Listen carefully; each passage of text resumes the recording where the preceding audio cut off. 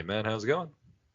Oh, not too bad. Went out to the storage unit to find some stuff in the storage and the trailer, and wouldn't you know it, the trailer had slipped off its chock, and Dad and I had to deadlift like a thousand and a half pounds between the two of us, and Oh, let's just brutal. say that my back is hurting just a teeny tiny bit, and my honestly, it's more my hand, my left hand, because I was gripping so hard. I used all my Oh gripping yeah, power, and now I can't grip anything. So I'll let you guys know how I'm doing tomorrow. But it was fun to sure. be He-Man for like 10 seconds.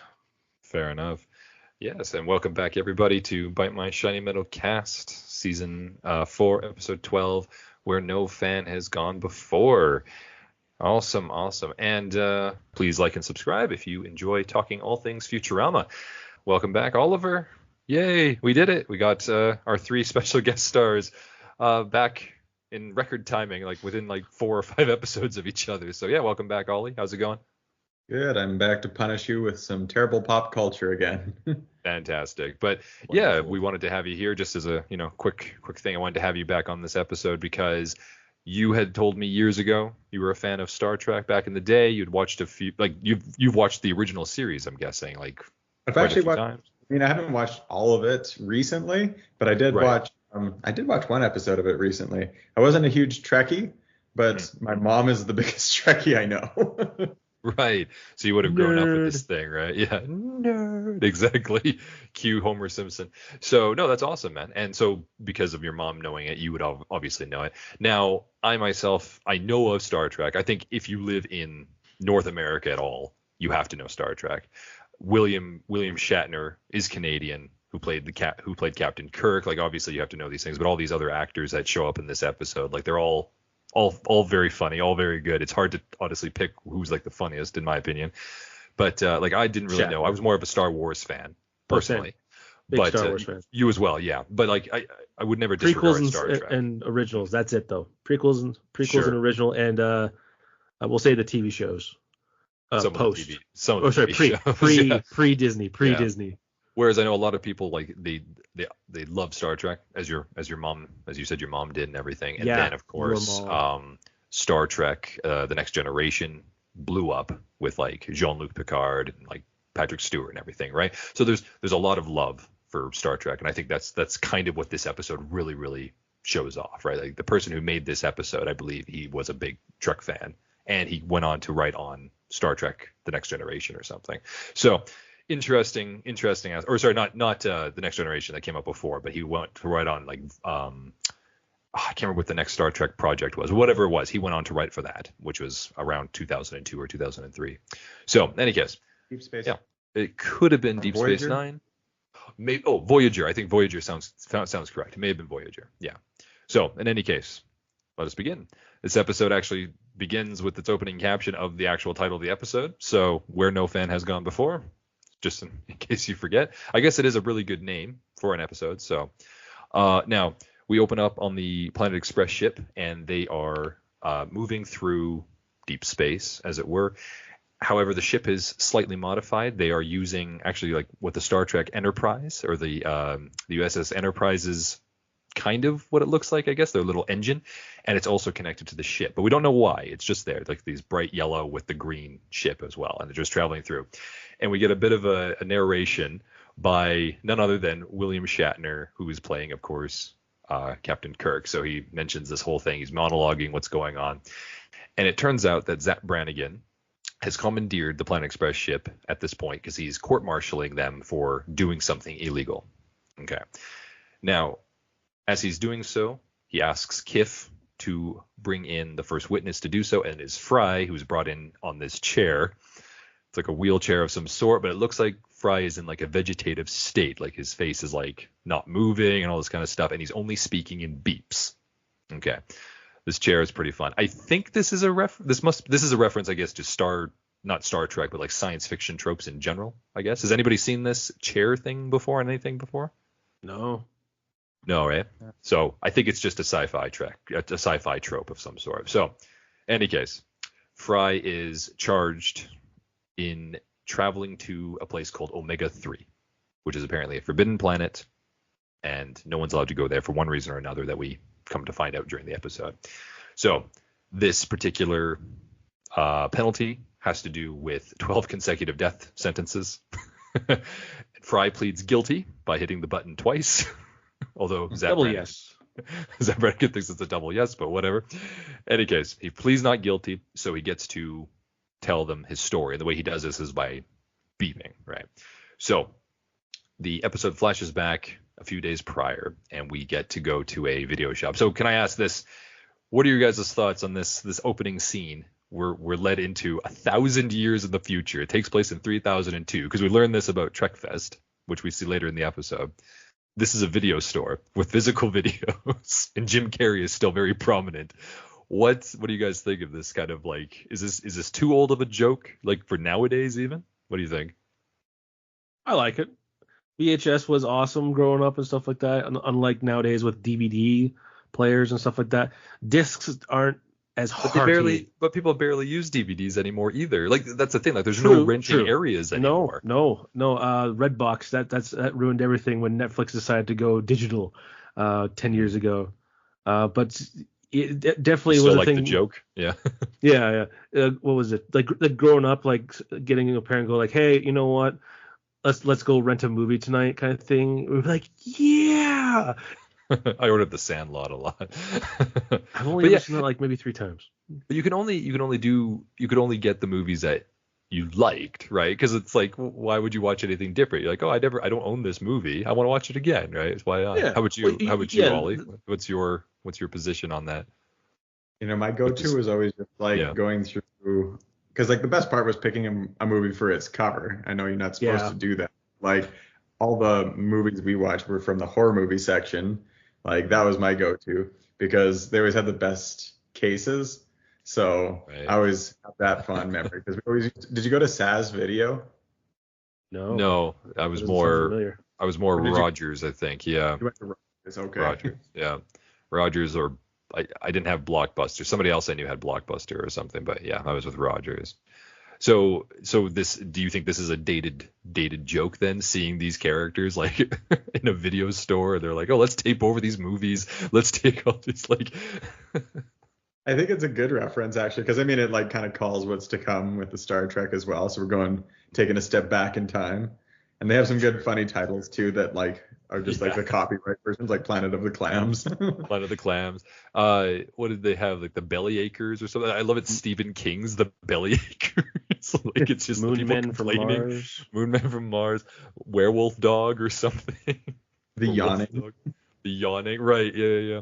These are Stephen King adaptations. I love their pokes at Stephen King, and like throughout all animations, like if they're set like way in the future, they all make Stephen King's books are either like really, really ridiculous, or they're just totally called in now. Like he just doesn't have any more ideas because he writes so much. But okay, cool. Has he written a book at all in the last 5 years? Oh yeah. Yeah. I don't know him that well. He's written like 3. He's written a few, but mind you, they're not as popular as his current or his past novels, obviously. But like they are. He is still writing them. But in any case, at said video shop, Fry mentions Star Trek, right? And everybody, including like the video camera that's watching, the surveillance camera that's watching them, and all these people are all like super tense. Something's going on here. So they find out afterwards that Star Trek is actually outlawed. It has been outlawed now for like like 300 years or something like this. So back in the present, we have George Takei and Nichelle Nichols, and I think it's also Walter Koenig. Is that his name? He's all 3 of them are narrating like what happened with the history of what happened with it. It's actually them, which is really really cool. They actually got the cast of like original Star Trek, or most of them, to come into it. And so they're talking about the history of Star Trek. So in the 23rd century, Star Trek became way too popular. Religion started. A war broke out, and due to all the situations that were involved with this, they executed every single Star Trek fan, and also made it illegal to own or know anything about Star Trek. So the last of the episodes, all 66 episodes plus the movies, blooper reels, all this stuff, were all sent off to This Omega 3 planet. Okay, so Zap expresses, after this ordeal, he expresses his boredom with the situation, and then he has Fry switch with Bender to share their stories of this. Now, this is also an important thing because it shows that Fry is pretending to be in a vegetative state in this situation. I don't know why, but he wakes up from his thing and gives the chair to Bender as if it's nothing. And you don't become vegetative once you sit in the chair. You can choose to speak, but it's a very weird thing. I like the joke, but I'm like still kind of like, why was Fry like that in the first place, other than like trying to troll them? But at the same time, he never really calls attention to it, so I don't know. I think it was more of a gag for us, the viewers, because it's a visual joke. It's not. It is, yeah. Like a written or like something's joke. happened to Fry, right? Like we're automatically assuming something's happened to Fry because of this, but it turns out no, he's fine. Yeah. So, in any case, Bender explains that he ran to the Head Museum, which is actually from the. Correct me if I'm wrong, Mitchell. This is the pilot. We saw in the first one. Yeah. So this is where he met Leonard Nimoy. Actually guest starred, if I'm not mistaken. Do the thing as he does like the live long. That's right. Hand. I can't do it with my right hand. I can do it with my left hand. And then Leonard Nimoy says, "Oh, I don't do that anymore." Which is kind of a nice little continuity thing. Come into it. Yeah. So he never actually says Star Trek. He never says anything. He just says do the thing, and then does the Spock sign, like the Vulcan sign, but. Nimoy just says, "Oh, I don't do that anymore," so no one gets called out for it. Well, it's because he's a head in a jar and he doesn't have hands. That's true. Although, but even if he wasn't, you would say he couldn't do it, right? In this episode, we do see Lieutenant O'Hara. She has like those robot arms that come out of her nameplate or whatever, and do some things with it. That's true. Yeah. But they definitely cannot do. They definitely cannot do the Vulcan thing, though. They only have like two little claw things or whatever, right? Either way, all I'm saying is that they have hands. Sure. So. He goes to the Head Museum, obviously. He finds Leonard Nimoy's head again, and expresses like, "Hey, like I know what happened to you, to your show, and all this stuff." And Leonard Nimoy is playing coy. And anyways, Fry tricks him into like what does he do essentially? He just kind of like tricks him into admitting that he remembers playing Spock and being in Star Trek and everything. Yeah, no, Spock was saying like some he's like some. So he's trying to. Well, he does trick him because he's trying to say like, oh, like the show that you were on, 66 episodes, 30 good ones or whatever, and he says, oh, you're probably thinking of my one man show, Vincent Van Spock, and he just it lets it slip by accident, right? But damn it, go. So, but then Nimoy starts crying. And Fry's like, what's wrong? Like, I know I tricked you, but like, what's going on? And it turns out that, unfortunately, Leonard Nimoy actually is missing his colleagues, his original cast members with them, because they left the planet due to the effect that the Star Trek wars had on the planet Earth. So I believe the entire main cast, barring Dr. McCoy, DeForest Kelly. No. McCoy is there. It's he doesn't voice it, which we'll talk about in a minute, but it's not him. It's Doohan, I think it is. Scotty. Scotty's not there, and for one reason or another, which we can also talk about a little bit. I did a little bit of research because I was curious as to why that didn't exist, or why that person wasn't in the show either. But yeah, we'll talk about that anyway. So he says he tells a story about how they left the planet, and Nimoy stayed behind because. I do like this. He had like a 6-month contract or something on his lease of his apartment, so he didn't want to walk away from his commitment. That's a big commitment. 6 months. That's hard to walk away from. That is a pretty funny thing. Do you think that's a good enough commitment, Ollie, to not walk away from, to leave Earth forever? I think it's a bit of a loose connection, honestly. Do you think he should have gone on the ship with them? Is it a joke about the rigidity of Vulcans? You know what? That's actually a good question. I think it's actually more. I think it's more about Nimoy. I think it's just showing that he's just, he states his opinion. He states the facts, and he's just like, no, I commit to this. I think that's kind of what he is. Hence why he also has loyalty to his cast members, I suppose, right? So I think that's what that is. But in any case, Fry steals Nimoy's head, and Fry's determined to get to Omega 3 and find those episodes because he thinks that the world needs Star Trek again. We need to see it again because Star Trek did so much for him. I do like his little speech there. It taught me how to accept people, Asian, black, white, Asian, even women. Klingon or even women. which it plays into the whole like super geeks don't really know how to talk to women, and sometimes even regular people, right, Mitchell? Yeah. You're also a nerd though, Mitchell, so it kind of plays. Yeah, a little bit, not that much. Geeky. Yeah. Weren't you in band? Don't you like MMA? Don't you Hey, like? we were all in band. Yeah, but Mitchell's in there you longest. guys, you guys Mitchell was stopped in after 3 junior different high. bands. Yeah, in high school, that was all I did. Saying that you were in a band makes you sound cool. Sorry, Yeah, you were in concert band. Concert band, yeah. Jazz band. Jazz band was pretty dope, though. Jazz band was pretty dope. And the thing was, I did it from grade 7 to grade 12, and then I did it another 2 or 3 years after that. Yeah. Jazz band, because that's how you get the ladies, but they're all super old and sure. Married. So who's cool in the band is what I'm trying to say. Who's cool, Anthony? Me. I'm cool, not you. Okay. So Leela tries to stop Fry, but feels for Fry's feelings, and of course, Fry makes mention of how he's, when he was young, he didn't have any friends, and he wasn't cool, but he didn't have a lot of love for all these things. But yeah, Star Trek kind of opened his eyes to these things, and I think it also says a lot about what Star Trek did for culture in general, right? Because this is the 60s. It was huge. And there's a joke later on with O'Hara saying like, she kissed Shatner, which at the time was the first interracial kiss on TV.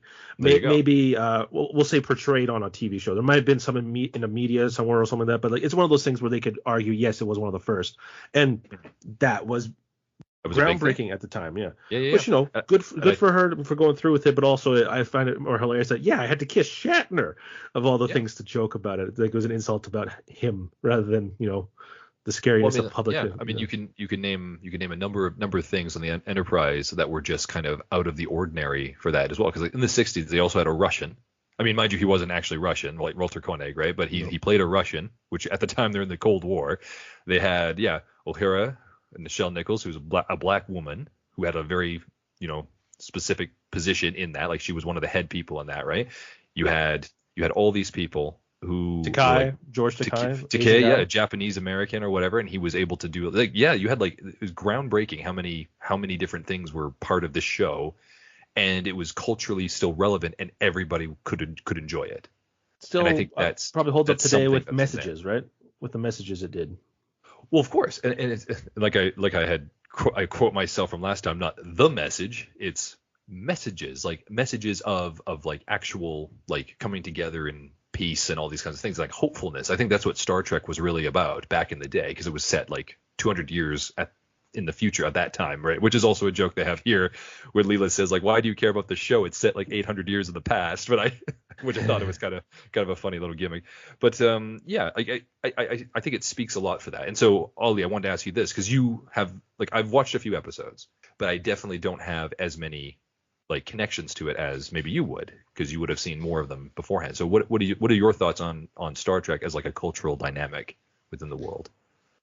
It was kind of fun because we watched it for a while, and we were watching some of the old episodes, and you can kind of see how it connects. It's the sort of the launching pad for a lot of everything that came after it, because you have great series that even today, everything just kind of branches off of either Star Wars or Star Trek. There seems to be those are obviously the two inception points, I think, for a lot of sci-fi. Now there's obviously things that came before that in terms of writing and everything, but those were the really big pop culture ones, which is why you're either a Trekkie or you're a Star Wars guy. Exactly. That was a big thing at the time. Yeah, I remember people being like, "Are you a Trekkie or a Star Wars fan?" I'm like, I've never seen Star Trek, and I like lightsabers. Like lightsabers. Yeah. And Darth Maul, he was cool. Yeah. For me, I like Star Trek is that it was one of those shows that had the full, really well rounded out cast where there's all the exploration that's happening. So my favorite sci-fi of all time is obviously I've talked your ear off about it, Anthony. It's Firefly, and love Firefly. So I watched them back to back. So we were watching the original Star Trek series, and then we were also watching Firefly right after. And it's so much fun to actually watch those two back to back, because you can see how much things kind of draw on each other. And so, that full well-rounded cast where you have the pilot, you have the well-defined characters and their personalities. excellent. And, I think Star Trek was one of the first things to really kind of pull that motif. So even though it was like sci-fi, it was also one of those really strong character dramas too, where you had those really well-defined characters, and everybody remembers even the actors' names and their roles. And there's not many things that are like that. That's true. That's actually a really good point to say, like, yeah, you can remember, like, who doesn't know, like, Beam Me Up Scotty, or Bones, or Dr. Bones, or Bones McCoy, Captain Kirk, Spock, like you know all these things, right? It is interesting. History. Yeah, they're completely part of the culture now because of it, at least in the Western culture. And it is interesting as well. Yeah, you mentioned Firefly.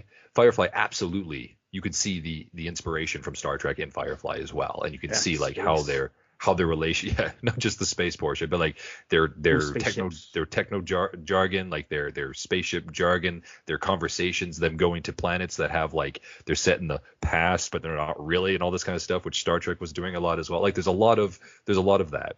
And then, of course, they also take from, because it's like a space western, Firefly, they also take, of course, from Star Wars in that regard, right? So it's kind of like a nice blend of the two, because you do have this adventure show that, I guess Star Trek is also a kind of adventure, but it is more, it's not like the hero's journey adventure, which you mentioned.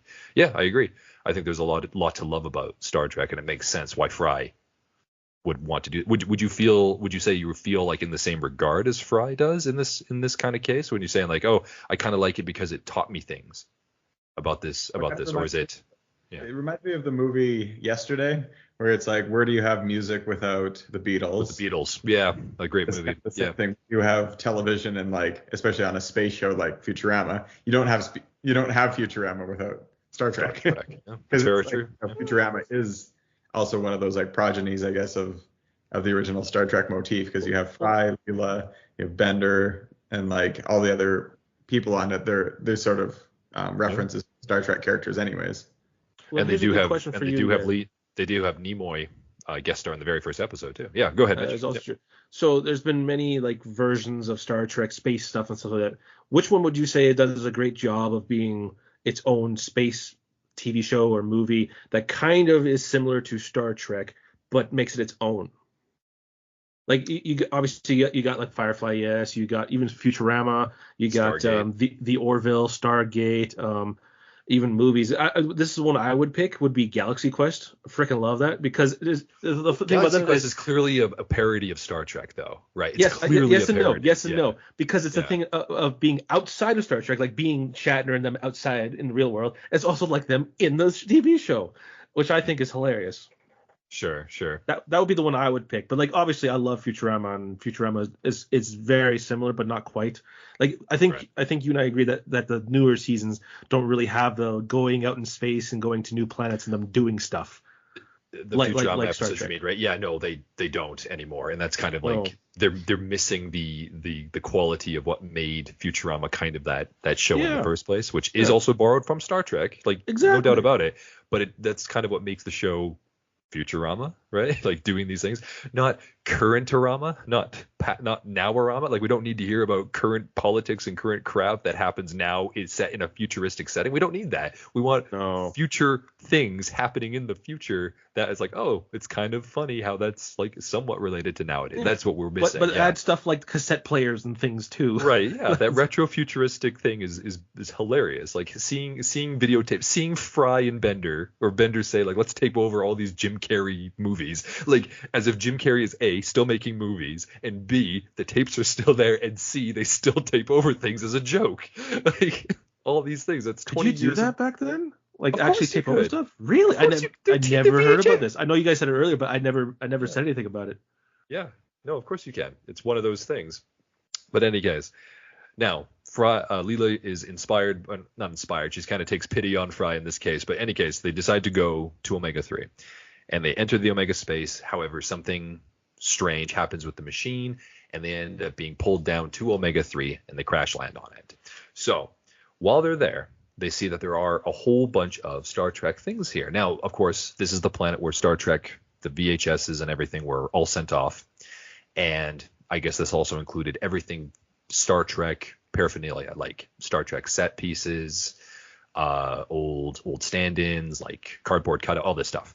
So as they're there, a revived Shatner after Nimoy comments about, oh, I wish my cast members and everybody, all these people were here. A revived, bodied, young-looking William Shatner. And I want to remind you guys, so this episode came out about 20 years ago. Shatner was in his 70s. He's 93 really? now. Oh my he's God. 93 now. He's in his 70s in this scene. Okay, like his voice, but he's playing himself like back in the days of like the Trek. Yeah, the Trek that time, makes right? sense. Yeah, Like because when the he was first like 30, episode yeah. of Star Trek was in 1966. Yes. So he's old. He's very. It's been they're 60 all years old. since then. Yeah. Unfortunately to say, most of the people in this episode who guest starred are now dead. Unfortunately, I think that's just the way it is. Shatner's the only one that's alive. Is that correct? And Decay. Walter Koenig is also still alive. Okay. Yeah, and poor Welshie. So in any case, a revived Shatner comes out, makes his grand entrance and all this stuff, and he has his body and everything. He's young. And it's like, oh my God, like you're here. We're like, where's everybody else? He's like, oh, they're all here too. And so he announces it, and then we have Nichelle Nichols shows up, Walter Koenig, what's his name, DeForest Kelley. Now DeForest Kelley, who played Bones McCoy, unfortunately had passed away years beforehand, or a couple years beforehand. I think he'd passed away in like 1998 or something. So he could not voice. However, I guess as a tribute to him, they have him in the episode, but he doesn't speak. There's no speaking of him, so that's all good. That's all good. And who am I missing? George Takei, obviously, who pops up as well. And instead of Scotty, the guy who played Scotty Doohan, I think his name is I can't remember his first name. His last name is Doohan or something. They make a joke about him actually. James Doohan, thank you. Yeah. A guy named Welshie. I think he was sick. Like I just went to his Wikipedia page, and he died in 2005 from like complications of dementia or something along the lines of that. So he could have been sick doing it. Scotty. No, he wasn't. He's not sick. He wasn't sick during this time. No, his agent said no, straight up no. Yeah, and so I'll announce this right now then. So, Scotty and Kirk, right? Shatner and Doohan did not like each other. They had problems on set and everything. Yeah. So when they had asked, when the Futurama group had asked, like, oh, would Doohan like to come and reprise his role? His agent just flat out said no. Now, later in the episode, we can comment on it afterwards, they do mention, like, when Kirk takes off his boot and he says, we throw it at the enemy, Spock says, or Nimoy says, oh, like Doohan? This is a reference to, if I'm not mistaken, this is a reference to Scotty. So he's saying, like, throwing it at the enemy, throwing it at Doohan, and then they laugh at each other. This is like a dig at him for not being in the episode with them. I'm almost positive. Any case, that's later. So Nimoy's super happy to see everybody, and this Welshie guy just turns out to be somebody they brought in during their time with it. He's just kind of a thing. Point out to everybody, obviously I'm sure the Trekkies out there who watch this episode would know, Welshie's wearing a red shirt. And you know the specifics of people who wear a red shirt, except for O'Hara. So Fry asks how they arrived, and we get the entrance of the villain, so to speak, of this episode, Melvar. So Melvar is just this gas cloud thing. Okay, he speaks. I believe it's Maurice LaMarche, right? Being himself. And he says, like, yes, I've been waiting for the guy who played Spock, and now we can finally begin this whole thing. Now, before he does this, he does say, like, I have all this power and everything. And Bender questions his power, and so he gets angry and he kills Welshie. Welshie doesn't really speak either. So the red shirt dies, as is the trope of Star Trek. Yeah, he yodels in one, or he was told we were told he could yodel. So super dramatic scene or whatever. Fry's like, oh my God, Welshie. All this stuff, and it cuts to black, just as it would in a commercial on a Trek episode. It's very, very, very funny. So they have all these guys here, and they're going to have them do something with Star Trek. So they cut back to the ship, right, where it's being court-martialed for the present time. Now Leela's turn. She sits in the chair, and she's telling this part of the story for it. So it turns out that Melvar revived all these people, and they have all Star Trek on here and all the episodes because he is the master of it. He sets up TrekFest 3002 on this planet, and it's basically just the whole cast minus Doohan there for, you know, all the things that you would do at a expo, right? You have what do you have? Autographs, pictures, music things, trivia games, all the fun stuff with it, and it's literally just the cast and Melvar and our trio. That's about it. So I do want to ask, just, for fun, because this is the finale episode after all as well. What is your guys' favorite part of this whole montage of scenes, I guess, like the whole thing? Like mine is definitely got to be you know what? A little, I was like aiming for that, but I also really like the trivia, or not the trivia, the sing song of Real Slim Shady that Shatner's doing. And Walter Koenig's like, how do you sing this or how do you do a talk version of a rap song or whatever it is? Like, he found a way. Like, it's so. Anyways, I'll turn it to you guys. What's your favorite part of this out of the four? What do you say? What do you think? Go on, I like the trivia part where like Fry's beating him at the trivia. My buzzer's broken. Trivia's over. It's like, you have my fan script? No, I said the greatest Star Trek. Oh, I got confused because the score says something else. Yeah, Fry was pretty good at being sassy. We don't get enough of him doing that. That's so true. You know what? That's the thing. When Fry is good at something in any like thing, he's super like cocky about it. Like really, like video game playing, all this stuff. Like he's always cocky about it. That is funny. Yeah, all right, the trivia one. Okay, how about you, Mitchell? What's your go-to? I do like it's just all a good montage, but I would have to say that the Melvar getting an autograph from Takai saying, Melvar spelled please. I've been to many of these expos. I think I know how to spell Melvar. I believe I've been to enough expos to know how to spell Melvar. Exactly. I know that's and the way he says it, just hates him so much. Now, if I remember correctly, Anthony, one of the more popular expos in Calgary was like the first big one was one that had Star Trek, not necessarily these guys. Was it the Next Generation? It's the Next Generation. So who was the captain on that one again? Jean-Luc Picard, and that's played by what's the guy with the beard Stewart. name? Jonathan Frakes. Yes. He's number one. He does actually have a very small cameo in this one. That's right. I forgot to mention you. Thank you. Yeah. So when Fry takes Leonard Nimoy's head off the counter, Jonathan Frakes slides in. He's like, yeah, front row. And it is actually Jonathan Frakes from the Next Generation. I thought that was a fun little cameo of him. Yes. Well, I was actually going to ask, Ollie, are you familiar with, so in our hometown, right, we also have like this yearly event that's been going on for about 20 years, and they have about that long, and they had the Star Trek The Next Generation, the entire cast come back together the first time ever in like number of years before that. Did you know about this? Was that the one? Did they go to Vulcan? They had, I think a couple of them may have gone to Vulcan afterwards, yes, but they had come into the city for this expo, and it blew up the expo. Like, it used to be this like maybe 200 people, maybe for Saturday and Sunday. 2 of them being you and me, and then another one with my dad and my brother. Yeah. Like it was minimal. Crazy. It was minimal. They could not let everybody into the building. They actually had fire marshals come and say like, we can't allow people in. Yeah. Kind of thing. I remember that was the first year. I'm like, whoa, look at all these nerds, and then you're like, oh god, smell all these nerds. Yeah. So were you true. Were you privy to this happening in the city at that time? I don't recall that. What year did that happen in? That was about 10 years ago, so it was like 2015-ish. Oh no, you're right. Maybe longer. It was before we were in college, I think. 2008 maybe? 2008, 2009, something like this. Yeah, it was crazy. Any case, that was the Star Trek The Next Generation, and they did have everybody. They had everybody, and they were all there, and it was a huge event, and it brought in so many people that from then on they had to make it like you had to buy tickets pre-order, and if you did weekend tickets, like they got in first before people who only bought like day ticket. Like, it was crazy. So if I remember correctly, it was just like Saturday, Sunday, and then I think for that one it was Friday, Saturday, Sunday. And that was in 2012, by the way, the 25th anniversary. Okay, sorry. There you go. The Next Generation. And so. But I could guarantee, if they were still alive, I could guarantee that we'd have, if not more people, would show up if all of these guys did what those Next Generation did. So that was insane. Oh yeah, that was crazy. In any case, Fry wins the trivia game.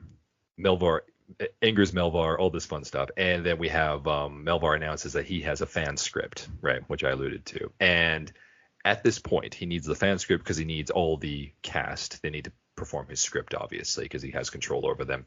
So Leela tricks Melvar into letting them go because she's like, okay, you guys need to practice. We don't want to like ruin the ending for you or something. So he says, okay, yeah, you're right.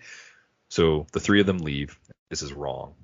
We can't just abandon them. We need to go back for like, this is what they would do in Star Trek. We need to go save them. And Leela says like, well, what can we do then? And Fry gives her an idea about like, okay, we'll have to come up with some complicated plan, and then we have to like make it easy to understand with an analogy. So she comes up with this plan. Bender gives it a simple analogy. They're like, okay, let's do it. It's like blowing up too much air up a balloon. Air in a balloon, right? So they turn around, they fly back to the planet, go save the crew. So the cast of Star Trek are doing, I love this scene. I really love this scene. Like if you've ever been like, Ollie, you've just done a movie and you filmed this movie and all this kind of stuff, and you have people who have had to like go through their lines, all this kind of stuff. What can you say about them reading this script, doing their lines, and like listening to the dialogue? What do you think is going through their heads when they're saying all these lines here? I mean, like, kill me is probably it. Like for everybody. Like terribly written lines. Luckily, we have an amazing writer, so that didn't happen. That's true. When you have a bad line, it just like sits in the air like, oh. Well, what is Kirk's line? He says like, the ship whom I love like a woman is disabled. He's just like, oh my god.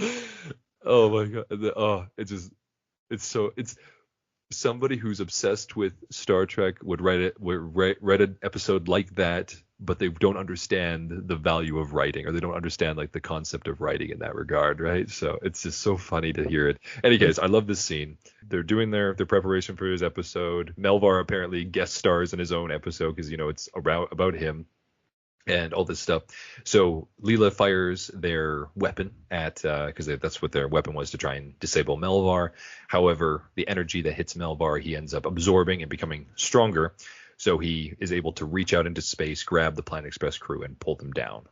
Now, on the opposite side, Melvar's not too angry about this, actually. And in fact, he's inspired by the Planet Express crew because now he realizes, the Star Trek group, who was angry at for not acting hard enough in his opinion, and there's a really good line in there, which we'll talk about later, but not only are they just actors, but these people are actual space heroes who came back to help them. So in order to figure out which group would be better for him to be like obsessing over, to be a fan over, he has them fight to the death.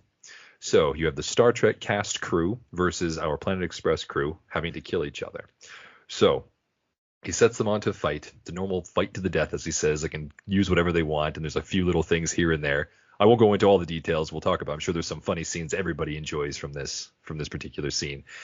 But as they're fighting, we have the Star Trek crew. Like most of them are fighting Bender and Fry, right? And then the captains, right? Leela and Kirk are like starting to fight each other. Some elements of that. It's a Star Trek thing where they all kind of go off and fight their own little battle. Exactly. Now, with that, it turns out that Melvar is actually, he's not a child. He's like a 34-year-old man-child, but he's living in his parents' basement. So his mom appears out of nowhere from wherever universe thing, like parallel universe, wherever they're from, and she tells him to come for dinner. So he disappears, and so the two crews are like, okay, you know what, this is our chance, let's see if we can get out of here. And so they work together. They put their life support engines or life support systems from the Planet Express crew ship, because it's broken in their crash, and the engine from the Star Trek one, and they merge them together. Hence why at the beginning of the episode we saw the Planet Express cruise ship had the U.S. Enterprise-like engine connected to them. So we cut back to the present, and it turns out as they were flying away, Melvar realized this and started attacking them with his own spaceship, which was also a collectible in mint condition. So he's attacking them, and it turns out when the Nimbus, Zap Brannigan's ship, showed up to court-martial them for going to Omega-3, they were still in this battle. So Leela freaks out at Zap Brannigan and says, okay, we need to defeat Melvar. So she runs back to the cockpit. They're all there. They're all trying to like figure out what to do. And all the Star Trek people have lost their bodies because they had too much weight when they were taking off from the planet. So they're all back in head jars. So they're all themselves again. like the future selves of them, and they start like going back and forth on Melvar, to which then Melvar appears on the monitor, and they start talking, and Fry tries to appease him and say, listen, why do you want to kill us? Like we're both Star Trek fans, all this stuff. And he says, well, like they're all I have. If I can't have them, then nobody should have them. He's like, listen, you can't let people control, you can't let a show control your life. Like this is what happens. And he says, you're right. Now Melvar turns the other way and he says, like, okay, you're right. Maybe I can do something with my life, move out of my parents' basement or whatever. Whoa, slow down there, Anthony. And then he says, like, maybe in another life we could have been friends. And then it's a quote from a Star Trek episode that Fry incorrectly, whether or not he meant to, but he incorrectly states which episode it's from. Melvar gets the last laugh, turns around and sneers at Fry or whatever, and flies back to his planet, letting them go. As he does, the rest of them are all talking, and the Star Trek crew were saying, like, well, it was nice to be, alive again, have perfect bodies, 24-hour laundromat, all this stuff. And the only thing they had to deal with was a really annoying Star Trek fan, to which they say, it's not worth it. Let's get the hell out of here. And they fly off. And the episode, and I don't normally talk about the credits, when the roll credits, but it's actually also a Star Trek homage, right? Because this is what they used to do in the old Star Trek shows, that they used to play clips of what happened in the episode. And I'm not sure, did you guys stay till the end of the after credits there? Did you stay all the way through? Okay. The only reason I say this is because at the very last picture, it's actually kind of creepy. It's Kif, and I'm pretty sure it's supposed to be, is it Khan? But it's basically just like a picture of him like staring at the front or something. But I don't know exactly. I know it's a reference to one of the villains of Star Trek, and Kif is being that villain. I don't know if this is the character's name or the species. Balok, Balok, and it's a puppet. So it's from the actual Star Trek thing, and because it's an alien-like thing, they use Kif instead of a surrogate. Right. Yeah, and it's very, very creepy. It is very creepy, but I don't know if that's the point. But I think it's just supposed to be an homage to that or a parody of that or whatever. So, and again, that is where no fan has gone before. So, I did a lot of talking to get through the synopsis of this, but let's get into it. So, your guys' thoughts on the show, on the episode. So, Oliver, go ahead as our special guest, please. As our Trekkie guy.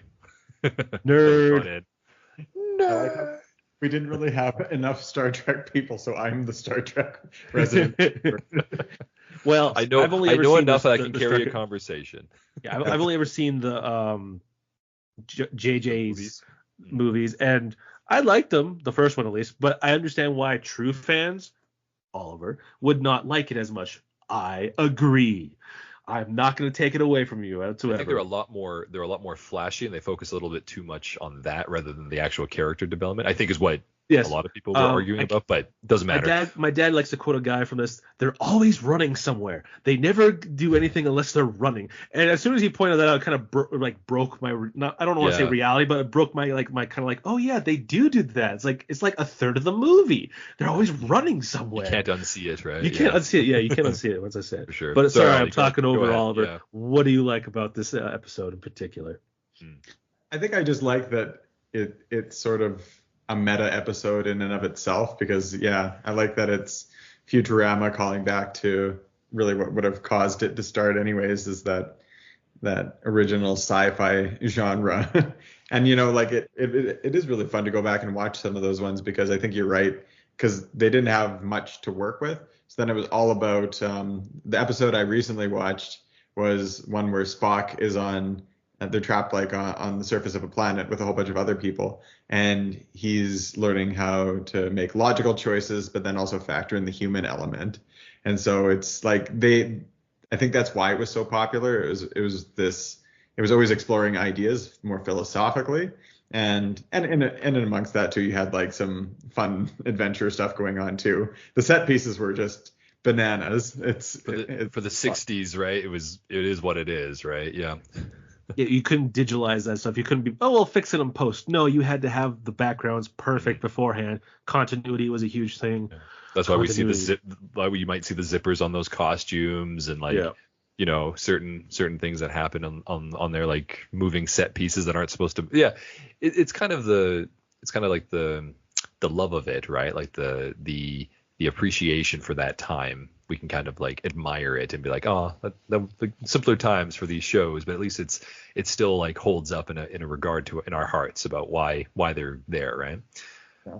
Right. Well, and how about you, Mitchell? So, oh, sorry, go ahead, Ollie, if you want to finish. Yeah. Just appreciation for what they were able to do with like the language of film at that time. Like they were like, it's 66, but at the same time, like the film language that they put in it for the TV show was way ahead of its time. Yeah. And it's like when you're watching it now, it still conveys what it meant to. So it doesn't lag like a lot of other things would. Mm-hmm. And it's also, I think even Star Wars does this as well, but like Trek also introduced concepts, I think, that would inspire real life scientists to design things that would then go on to actually be true. I think the best one is the flip phone. Flip phone, and I think even tablets in some regard too, because don't they have like a little thing for when Spock is doing like his investigations into things, because he's the medical officer or the science officer. I wouldn't officer, say right? no to that, but like, there's definitely a lot of things that came out. Yeah, that's crazy. Cool. And how about you, Mitchell? So someone who's like you said, you watch like the Abrams films or whatever, but like having seen really this, all I have to it.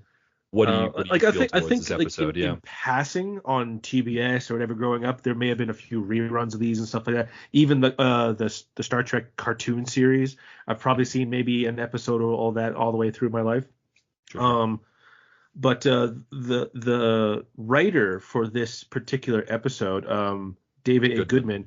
Apparently he's a huge Star Trek fan, and he tried so hard to put as many references as possible in this. And I'm pretty sure if you go scene by scene or sequence by sequence, we'll say, not necessarily shot by shot, you could probably find at least one or two references of Star Trek outside the characters and stuff like that. I think he only had 2 weeks to write the script too. And during those 2 weeks, he got sick, or somebody got sick in his family, and then he hurt himself, something like this. And he only had like it sounds like the perfect days. storm. Like it's crazy, yeah. And he was trying to do that. And I think it was Goodman that was trying to also get like the whole cast, and it was he that was trying to get like Scotty in and everything for that. So yeah, no, he went on to write for Voyager, I believe. So that's what he was doing afterwards. Really? Well, good for him. There's a lot of love put into this, and sometimes you don't get that as much as you do with a lot of newer stuff. Try to reference something, they'll just reference like the big scene of something like that, or a little thing here. Use a character's name at most, kind of or a writer to kind of reference like, this person has something to do that we're referencing, kind of thing. Like we got this actor who played a person way back then to be a cameo in this particular episode, kind of thing. I just don't think there's as much love compared to what David A. Goodman put into this. I think, and that's something that you and I were talking about earlier in regards to like new Futurama too. There's not a lot of love put into these episodes anymore that we actually feel like they care about these characters. This is clearly love for Futurama, but also love for Star Trek. Yeah. And you can see it. Yeah. So I mean, I think this is probably one of the best episodes of this season, if not like maybe the top. I would argue maybe second in my opinion, because there's a couple that are really, really good. But yeah, this one's great. So okay, let me put this out there for how much this one is liked. I don't know what the hell a Nebula Award is. It's not like an Oscar or anything like that, but I'm gonna guess it's a pretty high end thing. Probably so this script was nominated, but it lost to Lord of the Rings: The Two Towers. So that's how much that this did pretty good, right? This was really way up there if it lost to Lord of the Rings 2. I love The Two Towers.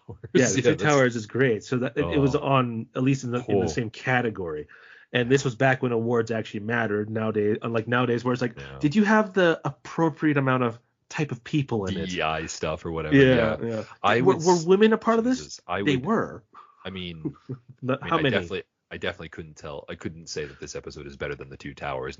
No way. But they're in different realms for sure. But it's a very good episode. Well, one's a movie first off, and the other's a TV show. Totally, yeah. And one's a cartoon, like, animation, and it's clearly a comedy, like Two Towers. Anyway, it doesn't matter. But that's interesting to know that. But okay, well, let's go on then. You guys, because we only have so much time. Let's go favorite joke, favorite scene, and of course your MVP. So go for it. Yep. What do you guys feel? Honestly, I think the one there's two things in this that I quote, and I can't remember the first one just because we've watched it, but the one that's sticking in my head right now is when Kirk takes off his shoe and throws it and hits the Doohan joke or whatever. Yeah. Oh, that one, but just my foot's cold. I don't know why. That one just sticks with me, and I love it too. Okay, so that whole scene of them like having battle plans or whatever, like Fry, Bender, and Leela are funny, but the cast of Star Trek is so funny in that scene. Like they're talking about, like, okay, I'm gonna do this. Like, okay, how about then you, Takei, or George, why don't you hit him with a karate chop? He's like, I find that offensive. Like, it's like, because I have Japanese ancestry, you think I know karate or whatever. And then he's like, well, you never talk about yourself. Like, it's like they're actually talking to each other in real life, and I think that's what's so funny about it. And they're like 70 years old at that point. Like, it's so, like, they know each other for years. It's been at least 30 some years since they've done Star Trek. They should know each other a little bit by then. Should know each other pretty well. So that's one of my favorite scenes as well. I think the double yes from Zap Brannigan, because you kind of forget that Zap Brannigan's in this, and he usually is a scene stealer, but he didn't really steal a lot of. Kif doesn't even speak in this episode. So, no. How about you, Ollie? Do you have a scene that's like just makes you laugh out loud in terms of this? I like the fight to the death. That one was like a good part. I think that just like the random fighting techniques in it were excellent, and the karate chop was excellent, and then Leonard Nimoy attempting like the Vulcan pinch. The Vulcan pinch, right? And he's like, let's see if this actually works. He's like, huh. It realizes it's on a roll. He's like, oh, okay. I also like when Bender uses him as like a battering ram. And Koenig's like, ow, my face. My favorite. Face too. My face too. My favorite is right at the beginning, right when they meet out with Melvar, and Melvar says like, okay, all of you have to be here, and Nimoy says like, oh, how long is this going to take? He's like, until time stops. And Bender asks, do people who hate Star Trek leave? And then Walter Koenig says, good question. Like that makes me laugh. I thought that's so funny. He's like, no, you have to stay longer. And they're like, oh. I do also like the joke about, oh, he's just a child. No, he's not a child. He's 34. Yeah, that joke doesn't hit hard, does it, Oliver? Well, not so much for you now, but did 2 months ago. hitting less hard as time goes on. Yeah. Bit of a slap in the face for me. Oh man. Okay. And I mean, like, there's so many really good lines. So many jokes. It's a very, very jokey episode, and it makes. This is probably so the good. one thing that, because all the other ones that we've said, they kind of either are written funny but don't have a good story, or they have a very good story but aren't funny. This is both funny and well written. Yep, I agree, completely agree, and that shows the love. That shows the love that's exactly. Put into this. That's what this is. Okay, so like probably the hardest question I've asked: MVP. Can you guys do an MVP? Fry. I mean, it's Fry. Oh, you're doing Fry. Oh, okay. Yeah. He instigated the whole thing.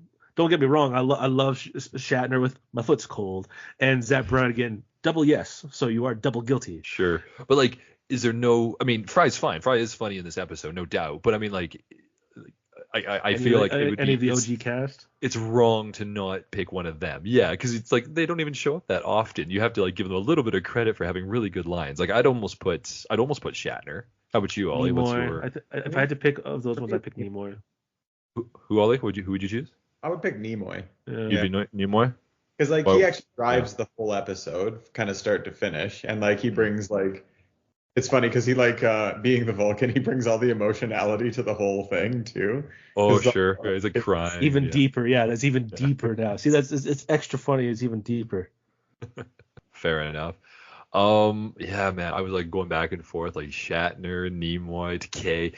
You know what? I'm actually gonna be surprised. I'm gonna give it to Koenig. Actually, I'm gonna give it to Walter Koenig, just for the reason that I think out of all the lines that were said, although I laugh at Shatner and Takei's lines, Koenig's lines I think are farther between, and each one of them does make me laugh. Like I love the "Can people who hate Star Trek leave?" and "Good question."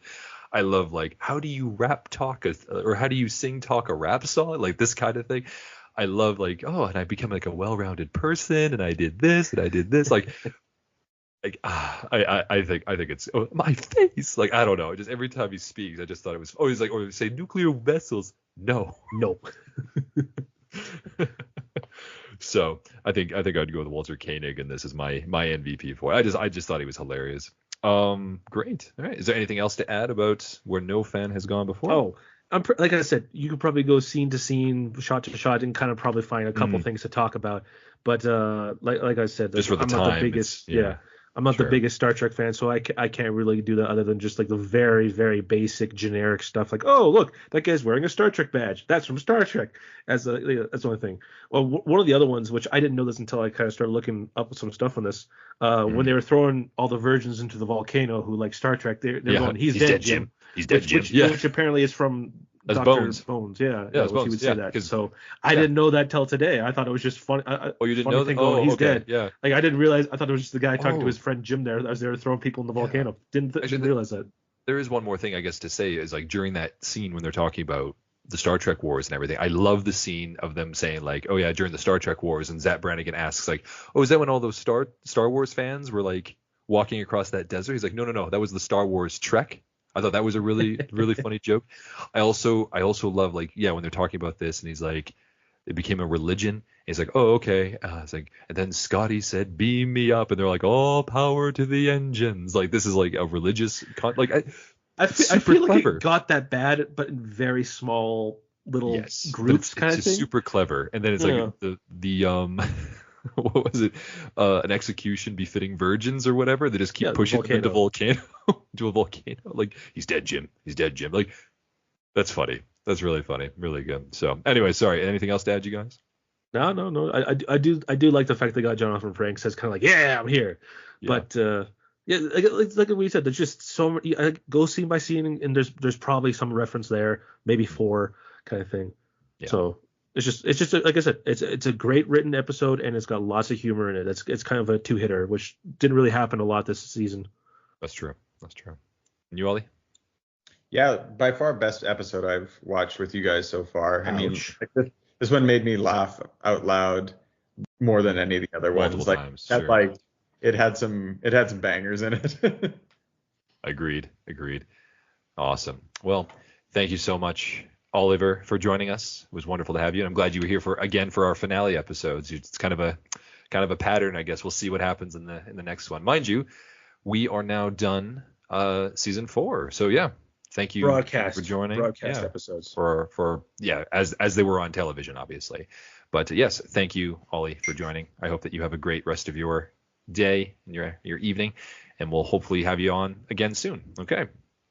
And for us, thank you, Mitchell, for joining me as always. And we'll see everybody next time after a small break. We'll do the beginning of season 5 as it was on television. Season 5, episode 1, Crimes of the Hot. So that'll be interesting. So see you guys soon. And thank you, Mitchell. Have a good one. Yeah, toodaloo. Toodaloo.